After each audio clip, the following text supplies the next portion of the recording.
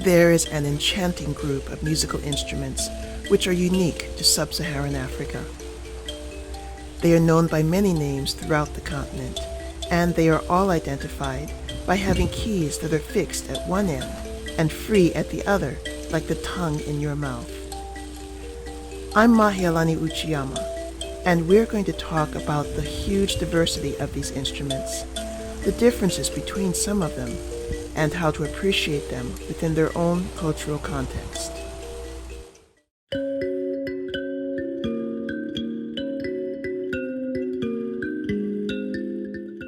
There is a wide variety of these instruments, with differing forms and styles of playing found throughout the continent.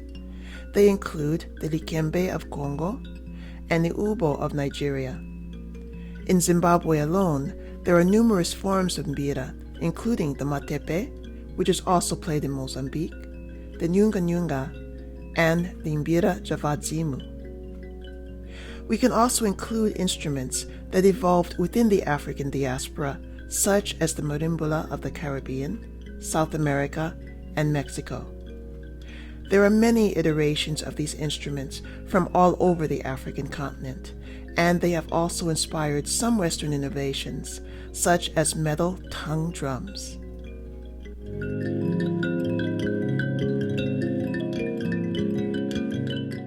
Outside of the African continent, in an effort to classify such a disparate grouping of instruments, scholars have categorized them under the term lamellaphone, a derivation of the Latin root word lingua, meaning tongue, which alludes to the metal, wood, or other material used for their keys, which are fixed at one end and free at the other. Though it is useful to have a single term to classify this large grouping of instruments, and I myself have used this term to identify them, it is important to consider how using a non-African term to describe a uniquely African thing can affect how you relate to, receive, and appreciate that thing.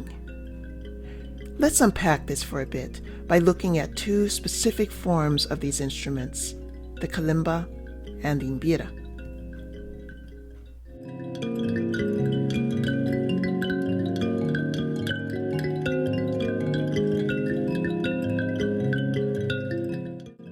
Outside of Africa, the most common of these instruments is known as the kalimba. The kalimba is loosely patterned after an instrument called nyunga of Zimbabwe and Mozambique. Hugh Tracy, an ethnomusicologist from South Africa, devised a modified version of this instrument, altering certain properties of its appearance and sound in order to make it more appealing to Western tastes. The result was wildly successful, with many iterations being created and played all over the world. Most of these are tuned to a diatonic scale and have sweet, bell-like tones, making it super easy to play simple melodies and riffs. By contrast, the Mbira is the signature instrument of the Shona people of Zimbabwe. It has a rich history which can be traced back to well over 1,000 years, with a central role in both culture and spirituality. It is used in multiple contexts, including social and recreational, but most significantly, Mbira bridges the realm of the ancestors with that of the living, and is considered to have the power to provide comfort and healing to all who experience it. The instrument and its music are ceremonial in their function. And what makes it sacred is not just the physical instrument itself or the songs that are played on it, but instead the music's ability to bring people together for a common purpose.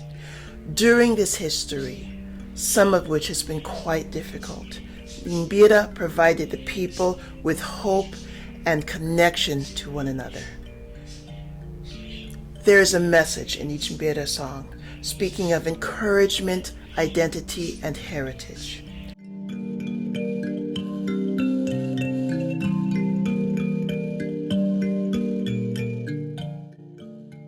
The physical instrument is characterized by having a wooden soundboard onto which a series of hammered metal tongues are attached at one end.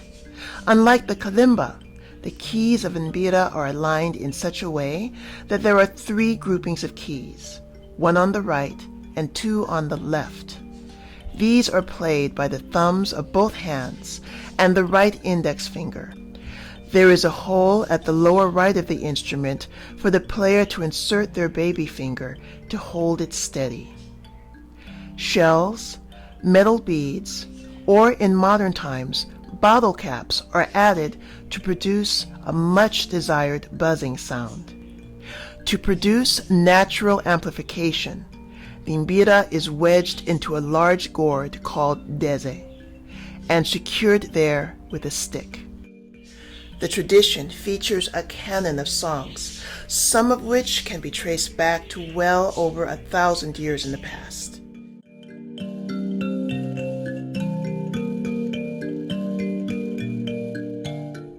Mbira are tuned to have a range of about 3 octaves. Traditionally, they are tuned in ways that are not necessarily consistent with Western musical scales. In playing Mbira, some keys might be tuned slightly higher or lower than what might be expected by the Western ear. In other words, there's no key of B, C, or G per se, but with the increasing popularity of Mbira outside of Zimbabwe, many instrument makers are creating Mbira that do correspond to these Western pitches to make it possible for non-Zimbabwean players to be able to play together. There are some songs in the Mbira canon that are considered to belong to only one tuning, but there are many others that can be played in many different tunings. To illustrate this, here's the song Karigamombe, played in 3 different tunings.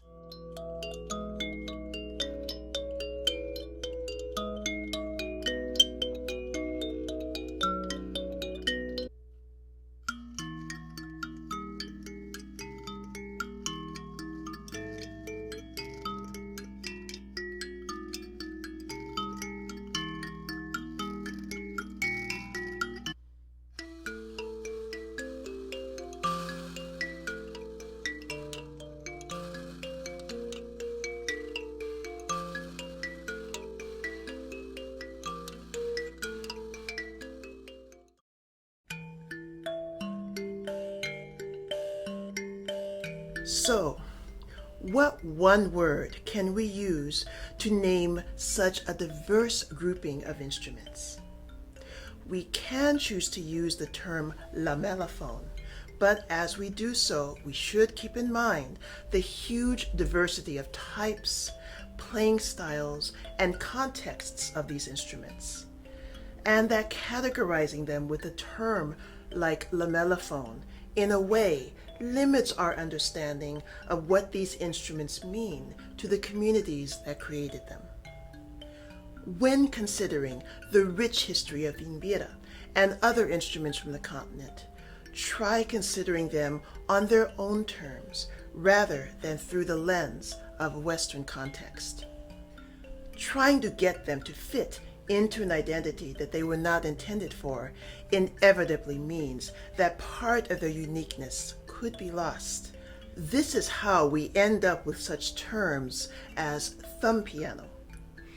Another way of thinking about it is if one looks at Western music through the lens of traditional African music, you could just as easily refer to a piano as a 10-fingered Mbira. That all being said, Mbira is a world-class musical form, and as such should be accessible to anyone who respects the tradition and wishes to play this music, as it is an intrinsic part of the identity of the people of Zimbabwe. I would also counsel that anyone wishing to learn how to play the music learn why the music exists in the first place. This will lead to a richer and more profound experience for you and your community.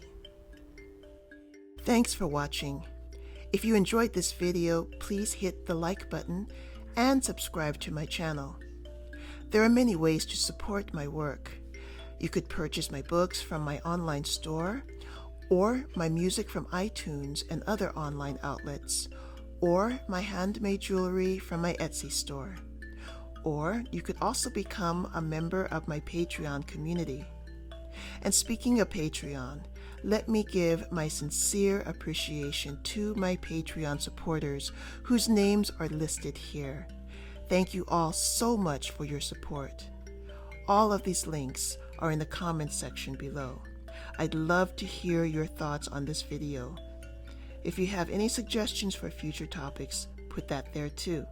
And as always, move with love.